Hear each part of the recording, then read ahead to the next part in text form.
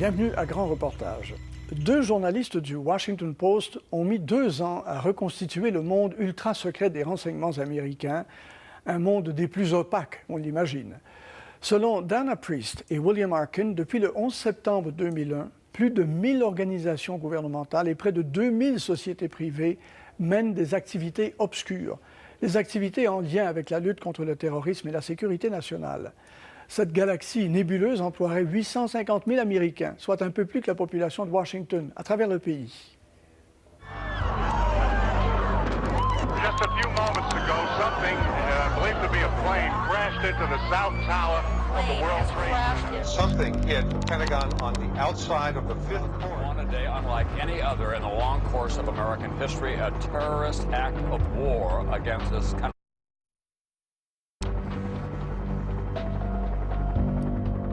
Le président George Bush nous a dit dans le sous-sol de la Maison-Blanche, le soir du 11 septembre, « Vous aurez tout ce qu'il vous faut ». Et c'était vrai, parce que dès notre arrivée au Congrès, ils ont dit « Dites-nous ce qu'il vous faut ». Nous avions carte blanche. Le président est déterminé à faire toutes les dépenses et poser toutes les actions nécessaires pour mener un nouveau type de guerre. Le président s'est retourné vers moi, dans ma direction en tout cas, et il a dit « Ne laissez jamais une telle chose se reproduire ». La clé de cette nouvelle guerre allait être le secret. Dès les premiers jours, le schéma de ce qui allait être fait durant 10 ans était déjà élaboré dans le plus grand secret. Le public, les médias n'en savaient rien, et il nous faudra des années avant de nous en rendre compte.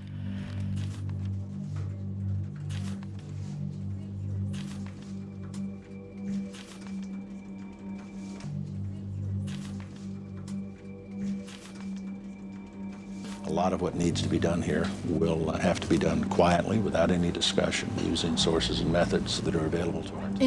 Au début, on pouvait à peine lever le voile sur ce monde, et ça se faisait vraiment petit à petit. It's going to be vital for us to use any means at our disposal to achieve our objective. Il nous a fallu des années avant de réaliser l'ampleur de tout ça. Quel choc! Pour Dana Priest, l'un des premiers indices de cette guerre secrète est dévoilé lors de cette séance du Congrès. Quand je m'adresse à eux, je crois que les Américains veulent me voir en face. Et moi, je veux les regarder dans les yeux. Je m'appelle Cofer Black. Cofer Black est alors responsable du contre-terrorisme à la CIA. Ces renseignements sont classés top secret. En clair, il y a eu l'avant 11 septembre et il y a eu l'après 11 septembre. Après le 11 septembre, fini les gants blancs. Cofer Black refusait d'en divulguer davantage. Ils ne voulaient tout simplement pas que l'information circule. Ils voulaient garder tout ça secret, parce qu'ils faisaient des choses que beaucoup de gens auraient condamnées. Et ils voulaient continuer à les faire le plus longtemps possible et en toute impunité. Dans les heures qui suivent les événements du 11 septembre, le projet de la guerre secrète se met en branle à la CIA. Notre réaction et celle de nos dirigeants était assez prévisible. Un mélange de colère et de fermeté. Nous faisions la guerre à ces types et ils avaient gagné une très grosse bataille ce jour-là. C'était une grande défaite pour nous. Cette fois, on avait percé notre défense. Les plans qu'on avait développés avant le 11 septembre venaient, ce jour-là, d'atteindre leur date d'échéance. Il était très agressif. Sa riposte se voulait sans limite. Il est même allé jusqu'à demander qu'on lui apporte la tête de Ben Laden sur un plateau, avec des mouches dans le fond des yeux. Lors des événements du 11 septembre, c'est Cofer qui a pris les commandes en parlant plus fort que les autres et en disant « OK, c'est une tragédie, mais fini les gants blancs. Nous allons débusquer Al-Qaïda, nous allons tuer Ben Laden et nous allons gagner cette guerre. » Ce soir-là, ils échafaudent un plan opérationnel. Cofer et son équipe ont rapidement jeté sur papier leur futur plan pour aller en Afghanistan et traquer Al-Qaïda. Ils ont ainsi été les premiers à pouvoir déposer un projet sur la table et à le présenter à la Maison-Blanche. Cofer Black va lui-même présenter le plan au président Bush. La CIA avait bien fait ses devoirs à propos d'Al-Qaïda, mieux que tout autre organisme gouvernemental. Alors ils ont pu formuler une proposition et livrer un échéancier. La CIA se positionnait comme le fer de lance du gouvernement américain contre Al-Qaïda. Le nom de code du projet clandestin sera Greystone. Dans le plan qu'il proposait à la Maison-Blanche, il disait « Voici les pays où nous devons aller traquer Ben Laden et son réseau terroriste pour les capturer et les tuer, eux et leurs supporters. » Le projet Greystone défiait toutes les règles de guerre et Donald Rumsfeld, le secrétaire à la Défense, le savait. La CIA faisait de l'ombre à l'armée et ça agaçait profondément Rumsfeld. Mais les généraux de Rumsfeld n'ont aucun plan à proposer au sujet d'Al-Qaïda ou de l'Afghanistan. Nous n'avions pas de plan. À dire vrai, nous avions des plans opérationnels pour différentes parties du monde, mais aucun pour l'Afghanistan. Rumsfeld s'agite, mais Cofer Black a trop d'avance sur lui. Quelques jours plus tard, le président lance le projet Greystone. Nous étions tous rassemblés dans le bureau du Conseil et le président a déposé en rafale une douzaine de décisions. Qu'est-ce qu'il a dit? Le détail qui m'a vraiment frappé et qui me reste en mémoire, c'est lorsqu'il a dit « Je veux que la CIA soit là en premier ». Ce jour-là, le président Bush signe un document clé, un décret qui autorise Cofer Black et la CIA à livrer une guerre clandestine à l'échelle internationale. C'était un décret très détaillé, mais rédigé simplement. Ça disait « Allez trouver ces sales types, déstabilisez-les, interrogez-les, tuez-les ». Cette autorisation de la CIA avait préséance. Je n'avais jamais vu un ordre présidentiel d'une telle portée et aussi agressivement explicite. C'était franchement extraordinaire. Dans ce monde de l'après-11 septembre, plus question d'être mou. Nous allions faire tout ce qu'il fallait. Que ça plaise ou non, difficile ou non, nous allions faire tout ce qu'il fallait pour obtenir les informations nécessaires à la protection du peuple américain. Ce décret établissait les règles du jeu de cette nouvelle guerre contre Al-Qaïda. En une fraction de seconde, on est passé du statut de chien de garde impuissant attaché à son poteau, on faisait des rapports sans pouvoir agir, à celui d'avoir de nouveaux pouvoirs, de nouvelles règles de combat et tout le financement dont on avait besoin. On était dans les ligues majeures. Moins de 2 semaines après l'arrivée en Afghanistan, le projet Greystone s'enclenche. Mon équipe de 7 hommes, moi compris, et 3 membres d'équipage, sommes arrivés le 26 septembre. Quand j'ai commencé à distribuer de l'argent, 200 000 $ ici, 250 000 $ là, je pense que les Afghans étaient convaincus de notre sincérité. L'intervention planifiée était un classique de la CIA. Des attaques et des menaces multiples exécutées par des Afghans pour minimiser l'empreinte américaine. Pour les membres de la CIA en Afghanistan, c'est la première fois depuis la Deuxième Guerre mondiale qu'ils s'impliquent sur les champs de bataille et dans les opérations de combat. Chose qu'ils n'ont pas faite depuis 60 ans. C'est tout un choc pour les militaires.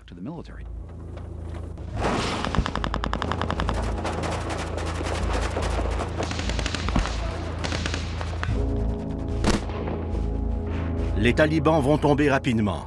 La CIA venait de démontrer qu'elle pouvait être efficace dans une guerre clandestine.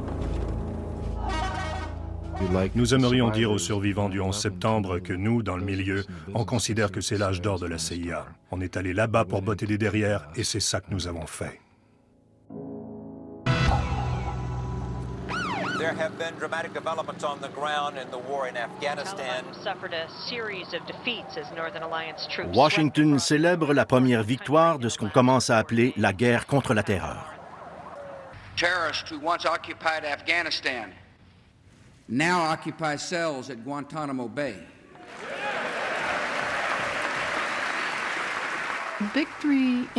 La victoire en Afghanistan est arrivée si rapidement et les dés continuaient d'être lancés en secret.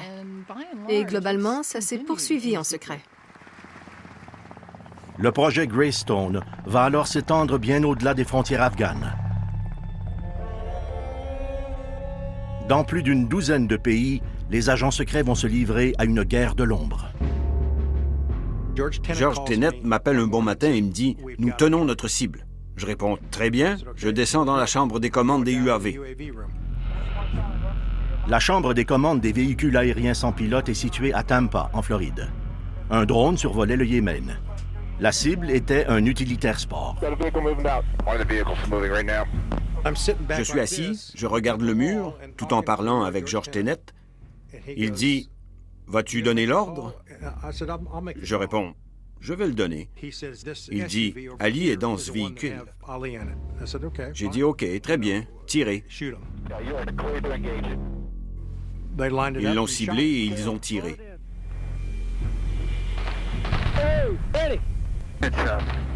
L'engin explosif était de bonne taille. Sur un VUS, on peut imaginer l'impact. Alors nous savions que tout le monde à l'intérieur était mort. La CIA avait lancé un engin prédateur contre une voiture dans le désert du Yémen. On ne savait même pas qu'il possédait ce genre d'arme, puisqu'on n'avait encore jamais vu personne faire une chose pareille.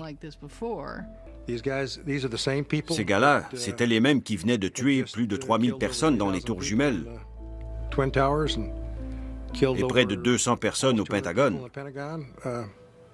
C'était facile à faire. Still, it raises a host of new questions. Does the Director of Central Intelligence now have a James Bond-style license to kill? Les attaques de drones n'étaient qu'un des volets de Greystone. En Afghanistan, les militaires ont fait des milliers de prisonniers, mais certains des leaders terroristes ont disparu. Des militaires qui ont participé aux opérations m'ont confié que tous ne se sont pas retrouvés dans les prisons militaires. Où les emmenait-on? Que faisait-on avec eux? Plus tard, Dana Priest apprendra que Cofer Black et la CIA utilisaient des techniques brutales pour soutirer de l'information. En secret, le gouvernement a autorisé la CIA d'utiliser ce qu'on appelle des techniques d'interrogatoire renforcées. Les techniques d'interrogatoire renforcées étaient une série de techniques qui devaient faire craquer quelqu'un soupçonné de détenir des informations sur une possible attaque imminente en sol américain. Ils peuvent faire plein de choses définies jusque-là, comme de la torture. La simulation de noyade, par exemple, c'est de la torture, point à la ligne. Le département de la justice appelle ça technique d'interrogatoire renforcée. Il en a approuvé 7, dont la simulation de noyade. Khalid Sheikh Mohammed d'Al-Qaïda subira la simulation de noyade à 183 reprises. La journaliste Dana Priest mettra des années à découvrir l'endroit où des prisonniers comme Khalid Sheikh Mohammed sont détenus, dans un réseau de prisons secrètes de la CIA appelé les sites noirs. Lors de mon enquête sur les sites noirs, j'ai découvert un réseau d'une douzaine de prisons dans le monde gérées par la CIA, financées et administrées par la CIA, bien qu'avec la collaboration d'autres pays. Des hauts dirigeants de la CIA comme John Rizzo ont autorisé la mise en place de ce réseau. Jamais nous n'avions implanté un réseau de prisons auparavant, en tout cas pas durant mes 25 années de service. Il fallait que ces personnes soient gardées en isolation totale et qu'elles aient des rapports avec le moins de gens possible. On a donc rapidement conclu qu'il fallait construire ces installations à l'étranger et qu'elles soient secrètes. L'obsession de tout garder secret est phénoménale. Le désir et la volonté du gouvernement d'agir secrètement et de refuser d'informer le public et les médias de ce qu'il faisait formaient un tout. On s'enfonçait de plus en plus dans une administration gouvernementale dirigée secrètement.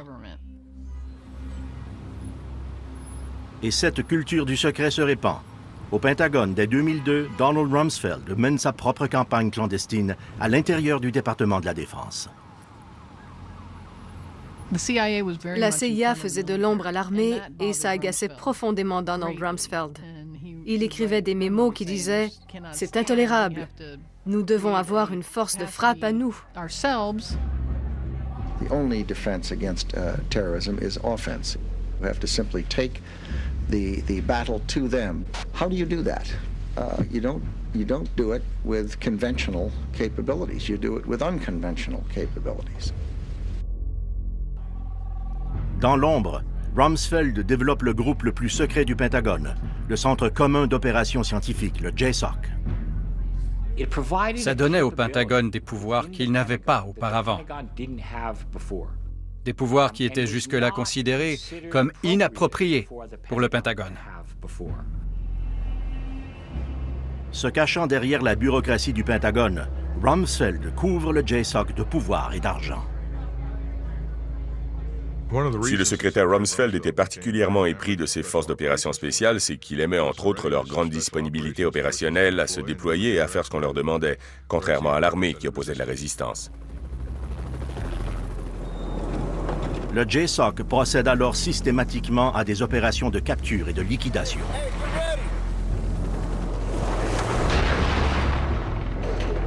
Chacun des leaders d'Al-Qaïda est ciblé, peu importe l'endroit où il se trouve. Sous le parapluie respectable du département de la Défense, ils agissent avec encore plus d'impunité que la CIA. Avant, c'est la CIA qui effectuait les opérations clandestines. Le président devait les approuver et en aviser le Congrès. Maintenant, c'est le JSOC qui effectue le même genre d'opérations clandestines. Sauf qu'il n'appelle plus ça des opérations clandestines. C'est devenu des opérations militaires. Donc, le président n'est plus légalement tenu d'approuver chaque opération et d'en aviser les comités du service du renseignement.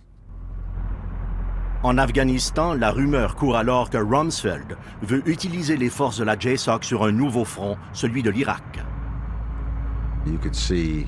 Les changements étaient manifestes au sein du personnel militaire posté en Afghanistan.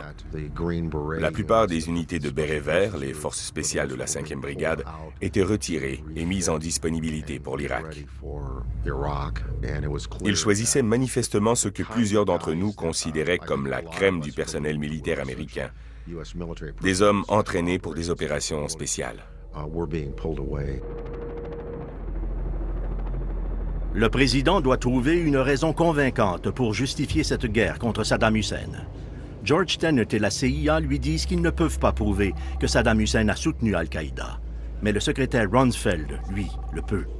Une unité secrète du Pentagone affirme qu'elle a trouvé un lien. Ils avaient besoin d'une équipe qui livrerait les renseignements que la CIA était incapable de livrer. Rumsfeld a dit « Je peux régler votre problème » et ils ont créé le Bureau d'initiative spéciale, l'OSP. Ils vont donc procéder à leurs propres analyses. Ils allaient nous dévoiler ce que la CIA n'avait jamais pu trouver, la véritable nature des liens entre Saddam et Al-Qaïda.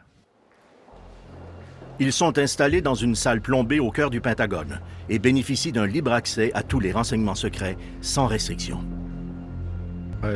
J'ai fouillé dans les données informatiques de notre système pour voir tout ce qu'on savait au sujet des groupes terroristes, de leurs relations et de leurs liens, non seulement avec Al-Qaïda, mais aussi avec les États qui les cautionnent. Ces informations, rarement vérifiées, remontent alors la chaîne de commandement jusqu'au bureau du vice-président. Ces informations allaient venir alimenter un genre de livre blanc pour être ensuite révélées aux journalistes ou pour créer des liens entre Saddam Hussein et Al-Qaïda. Cette information est distribuée au public américain et au monde entier. We spent time looking at that relationship between Iraq on the one hand and the Al-Qaeda organization on the other. And there has been reporting that suggests that there have been a number of contacts over the years. Il lance bientôt une nouvelle expression, les armes de destruction massive. Leaving Saddam Hussein in possession of weapons of mass destruction for a few more months or years is not an option. Not in a post-September 11th world. Rapid series of 40 explosions lit up Baghdad in the early morning hours. Military officials have been using the term shock and awe to describe the assault on Iraq. Au printemps 2003, les États-Unis attaquent l'Irak. Rapides et mobiles, les équipes du JSOC de Rumsfeld pavent secrètement la voie. Au début, cette guerre conventionnelle menée avec des moyens non conventionnels semble une réussite. Scenes of free Iraqis celebrating in the streets, riding American tanks, tearing down the statues of Saddam Hussein in the center of Baghdad are breathtaking. Le soir même du 11 septembre, la CIA avait déjà commencé à planifier une guerre secrète à l'étranger.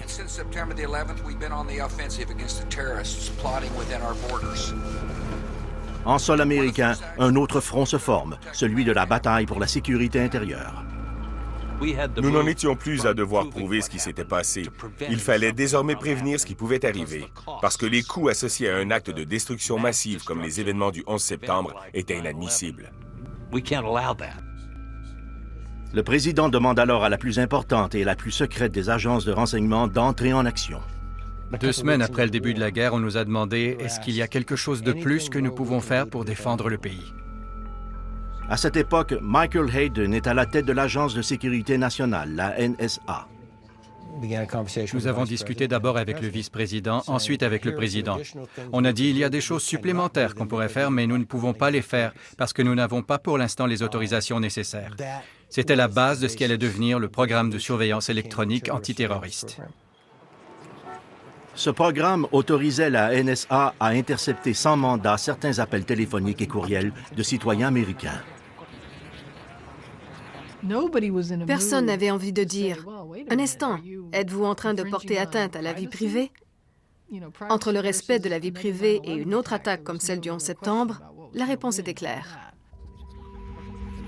Dans son quartier général au Maryland, la NSA se concentre désormais sur la manière de prévenir la prochaine attaque terroriste. L'agence déploie alors un filet électronique mondial qui englobe le réseau de communication américain et est capable d'intercepter 1,7 milliard de communications par jour. L'Agence de sécurité nationale est comme un aspirateur géant mondial. Elle intercepte des renseignements sur les réseaux d'ordinateurs, les ondes radio et les appels téléphoniques à travers le monde. Un énorme volume d'informations impossible à filtrer pour un simple être humain sur une base quotidienne. L'autre défi de taille est de trier cette immense quantité de renseignements. Dans ce cas-ci, ce n'est pas comme de trouver une aiguille dans une botte de foin, c'est comme de trouver une aiguille dans une botte d'aiguille.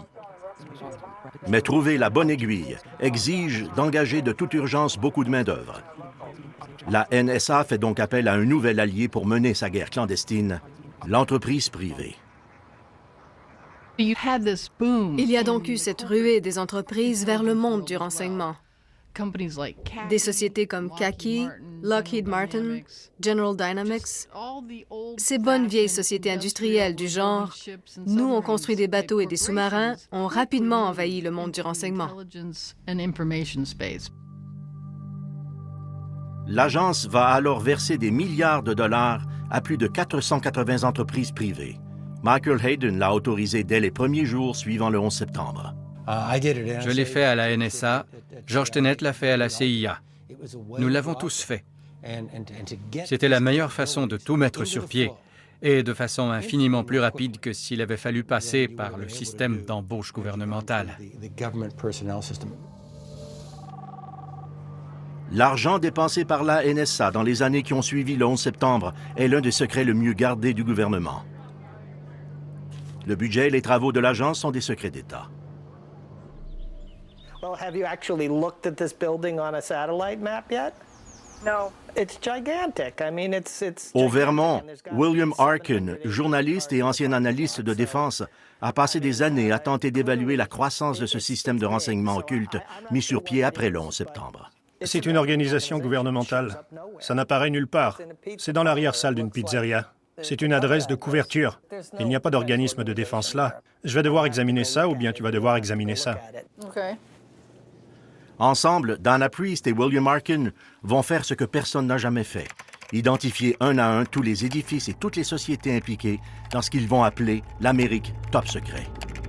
Defense Policy Analysis, the Defense Program Support Asymmetric Warfare Group, Project 7, the Special Security Organization, CIA and FBI and NSA and all the other agencies.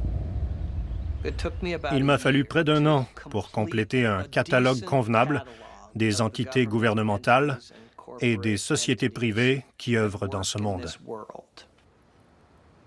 Lui et Dana Priest découvrent qu'ils sont les seuls aux États-Unis à rassembler ces informations. La seule façon pour eux d'en vérifier l'authenticité est de se rendre eux-mêmes sur place, dans des centaines de lieux secrets camouflés dans des parcs d'édifices commerciaux. À l'intérieur de ces édifices, des gens lancent des attaques de drones, colligent et propagent des informations secrètes et déclenchent des conflits cybernétiques. Au Washington Post, Donna Priest et son équipe examinent leurs trouvailles. And yet it's gigantic. Yeah. These buildings that they might only be 4 stories high, but they go down 10 stories. And there's a whole world down there, like shops and places to eat that you don't know about. That's just for them. Ils viennent de découvrir un tout nouveau monde secret créé dans la foulée des événements du 11 septembre. On peut mettre des points sur la carte.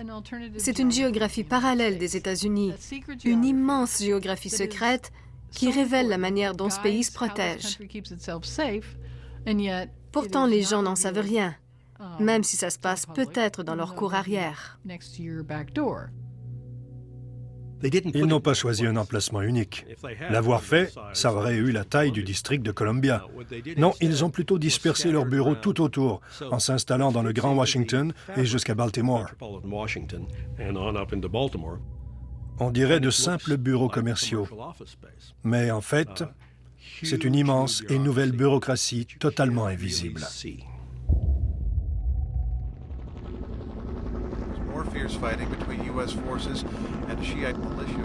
En Irak, en 2004, la guerre s'enlise.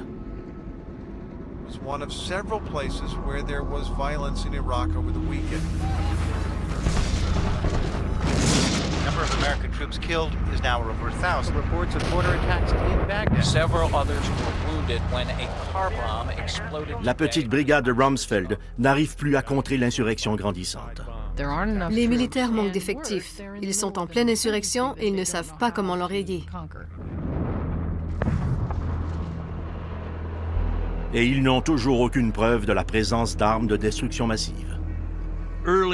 Très tôt dans cette guerre, il semblait évident qu'on n'allait pas trouver de stock d'armement, que nous étions devant des tablettes vides. La tâche de David Kay était de trouver ces armes. Dès le début, j'ai dit, ce qu'on croyait trouver ici ne semble pas y être. On parlait de choses spécifiques, que ce soit des tubes d'aluminium, du programme nucléaire en général, ou du programme de guerre biologique. After 8 months of searching Iraq for weapons of mass destruction, David Kay reached a simple conclusion. There aren't any. Cet échec des services de renseignement fera des vagues à Washington. One of the most damaging intelligence failures in recent U.S. history and says the harm to U.S. credibility will take years to undo. George Tenet et la CIA prennent la majeure partie du blâme. Outraged lawmakers are demanding to know whether the CIA was pressured to come up with answers the administration wanted to justify going to war. La commission bipartite du 11 septembre propose alors de retirer à la CIA la supervision du service de renseignement national. Today I'm asking Congress to create the position of a National Intelligence Director. Pendant que le projet de loi chemine au Congrès, les agences de renseignement ripostent. Le secrétaire à la Défense mène la charge. Le secrétaire à la Défense n'avait pas du tout envie de perdre son ascendant et son pouvoir sur les services de renseignement du département de la Défense. Il y tenait absolument et s'est battu très fort pour conserver ce pouvoir. Le pouvoir dévolu au directeur du renseignement national diminuait graduellement à mesure que le projet de loi s'ébauchait, au point de devenir pratiquement insignifiant. John Negroponte est le premier directeur du renseignement national à être nommé. Pour superviser les 80 milliards de dollars de la communauté du renseignement, Negroponte ne peut compter que sur une petite équipe installée dans le Old Executive Building à côté de la Maison-Blanche. Il n'y avait pas de bureau réservé au directeur, et même personne pour répondre au téléphone lorsque je suis arrivé. Je me souviens qu'un jour que le secrétaire de la Défense était dans les bureaux, le secrétaire d'État qui passait par là a jeté un coup d'œil en riant dans sa barbe. Il faut dire que c'était assez drôle de les voir entassés autour de leur petite table, cette grande équipe de la sécurité nationale. On avait recouvert les murs de papier brun et on a dit « Et si on parlait maintenant de notre structure organisationnelle ?» On a vraiment tenté d'élaborer des plans. Negroponte découvre rapidement qu'il n'a pas le pouvoir nécessaire pour mettre de l'ordre dans cette tentaculaire communauté du renseignement. Plusieurs choses me manquaient, dont le pouvoir d'embaucher ou de mettre à pied. Les choses auraient mieux été si on nous avait donné plus d'emprise sur notre budget, mais ce n'était pas le cas. Pour arriver à imposer votre autorité sur un organisme subordonné, il vous faut un certain droit de regard sur les politiques de cet organisme, ainsi que les ressources nécessaires. Ces conditions n'étaient pas réunies. De fait, l'empereur était nu. John Negroponte ne siégera que 2 ans à son poste de directeur du renseignement national. Et durant ses 6 ans d'existence, 5 directeurs lui succéderont. Incapable de contrôler les agences de renseignement, le Bureau national a tout de même fait comme toutes les autres bureaucraties faisant partie de l'Amérique top secret. Il a grandi. Ça a commencé avec 11 employés dans le Old Executive Building. Comme c'était trop petit, ils ont déménagé dans certains des locaux les plus chers de la région de Washington. Et maintenant, c'est gigantesque. 500 000 pieds carrés, 5 Walmart empilés les uns sur les autres. Pourtant, si vous parlez à la plupart des gens qui travaillent dans le monde du renseignement, ils vous diront qu'ils ne savent toujours pas exactement ce qu'ils font.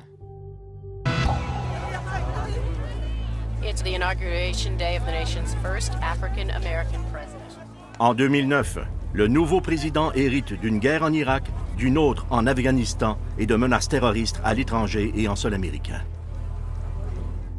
Le président élu avait déjà eu à subir des menaces. Une semaine avant, ils avaient appris d'une source généralement fiable qu'un immigrant somalien a fomenté un complot pour perturber la cérémonie. Ils ont pris ça au sérieux.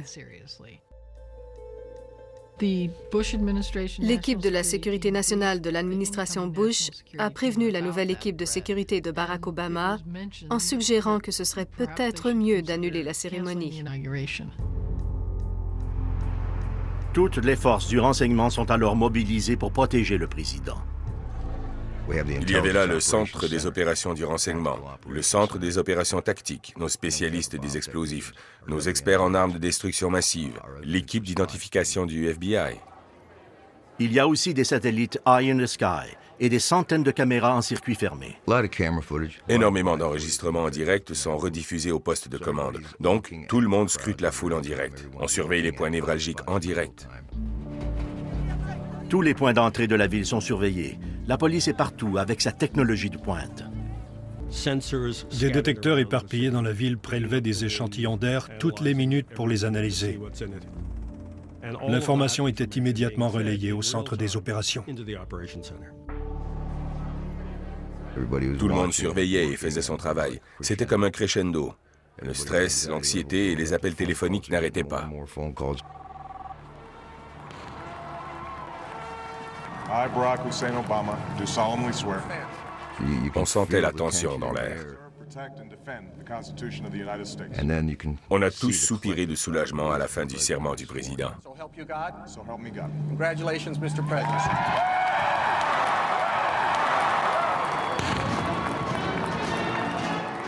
La menace somalienne s'est finalement révélée fausse.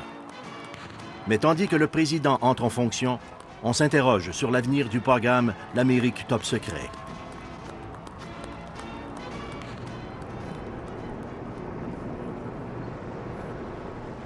Durant sa campagne, Barack Obama avait promis de l'encadrer fermement.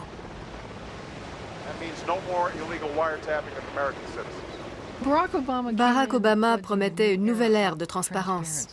My administration will take a top-to-bottom review of the threats we face and our ability to confront them.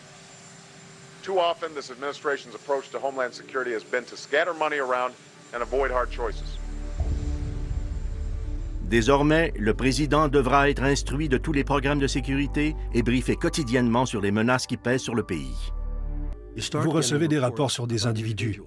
Ce terroriste connu de nos services pourrait partir d'ici pour se rendre là.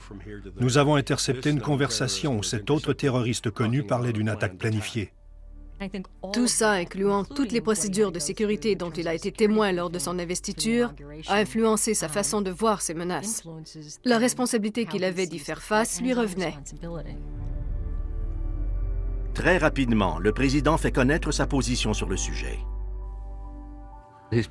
Son entourage nous disait, en partie, je pense, pour nous rassurer sur le fait qu'il n'allait pas tout jeter par terre, qu'il serait aussi intransigeant, sinon plus, que le personnel de Bush. Aucun membre de l'administration Obama n'a accepté de nous parler du programme Amérique Top Secret. Mais le président a redonné le feu vert à pratiquement toutes les opérations clandestines. Le projet Greystone, la traque de Ben Laden et d'Al-Qaïda s'est poursuivie. Nos autorisations ont été reconduites. Elles nous avaient été données au départ par le président Bush un peu après le 11 septembre. Elles ont toutes été rétablies, révisées et sanctionnées par l'administration Obama. En Afghanistan et au Pakistan, Barack Obama poursuit la guerre clandestine contre Al-Qaïda et les talibans. La plupart des activités entreprises au temps de Cofer Black sont toujours en cours. Les raids du JSOC se sont considérablement intensifiés. Des milliers d'individus ont été capturés, des centaines d'autres tués.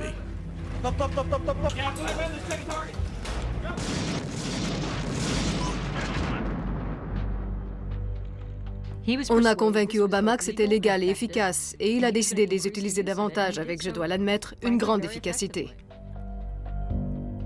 Aux États-Unis, le président a décidé d'accélérer la croissance du programme l'Amérique Top Secret. Ils n'ont rien fait pour le démanteler. Ils ont très peu fouillé pour tenter de voir ce qui fonctionnait et ce qui ne fonctionnait pas, pour faire le tri en ces temps de difficultés économiques entre ce qui est vraiment essentiel et ce qui est superflu. Le président est bien au fait des réalités politiques. Un jour ou l'autre, il y aura une attaque terroriste. Et ce jour-là, si vous êtes celui qui avait réduit le budget antiterroriste, l'autre parti, et cela quel que soit le parti au pouvoir à ce moment-là, vous tiendra responsable de cette attaque terroriste parce que vous aurez réduit le budget. C'est une chose très, très risquée à faire. Durant la première année du mandat de Barack Obama, l'énorme département de la sécurité intérieure, le DHS, a entrepris la construction de son nouveau quartier général, évalué à 3,4 milliards de dollars. Il rivalisera d'importance avec le Pentagone en devenant le complexe gouvernemental le plus imposant de Washington. Et le département continue de dépenser sans compter, en envoyant des milliards de dollars aux États et aux polices locales. Le DHS veut faire des polices locales et des employés du système judiciaire des États des informateurs pour le FBI, en faire des petits soldats pour débusquer de possibles terroristes. Le DHS finance des centres antiterroristes de pointe partout aux États-Unis. Chaque État en possède au moins un. On compte 74 centres semblables aux États-Unis. Les entrepreneurs ont mis le paquet. Ils ont installé des écrans plats partout, farci les centres de contrôle d'équipement dignes de la NASA. Désormais, les polices locales et celles des États sont dotées de caméras de surveillance, de scanners biométriques et de lecteurs de plaques d'immatriculation dernier cri.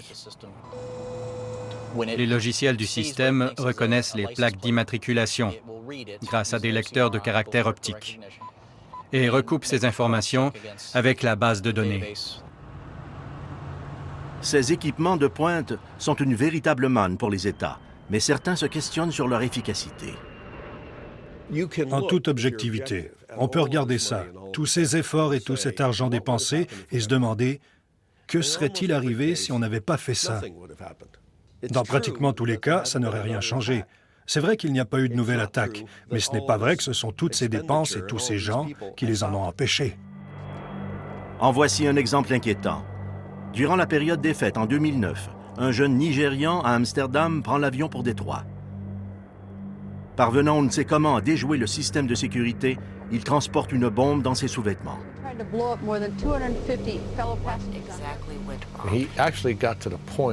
Il a même pu armer le détonateur, ce qui veut dire que la seule chose qui pouvait l'arrêter est justement arrivée, une défaillance technique ou peut-être une erreur humaine. Pourtant, Oumar Farouk Abdul-Muttalab était déjà fiché. Le jeune avait suivi un entraînement au Yémen.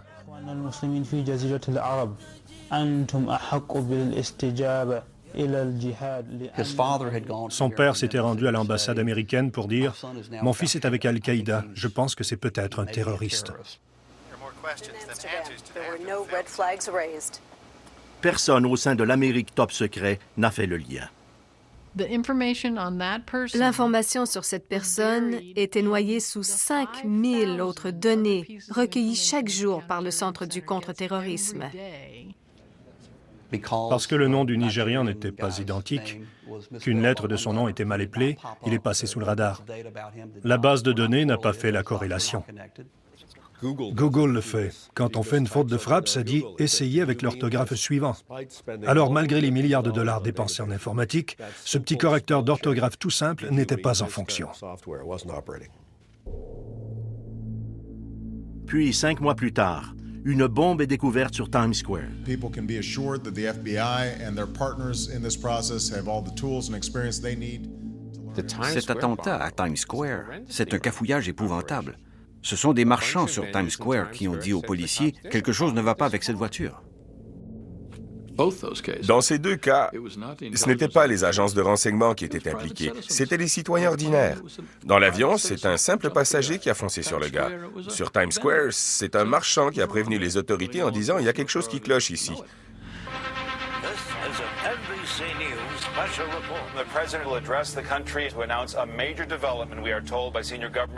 Puis, au printemps de 2011, le président se rend dans le sous-sol de la Maison-Blanche. Il vient d'ordonner à la CIA et à la JSOC de lancer un audacieux raid transfrontalier au Pakistan.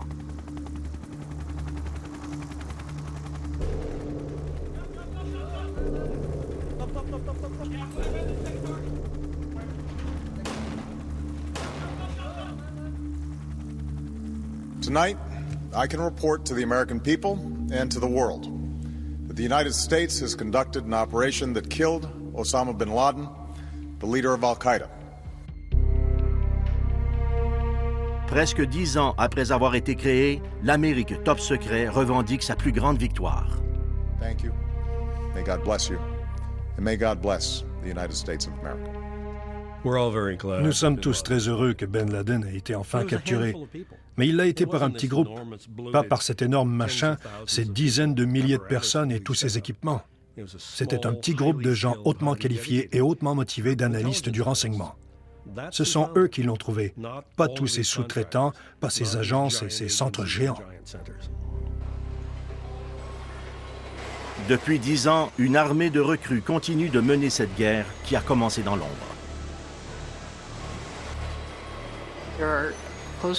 Ils sont près d'1 million de personnes dans ce monde parallèle, beaucoup plus qu'avant.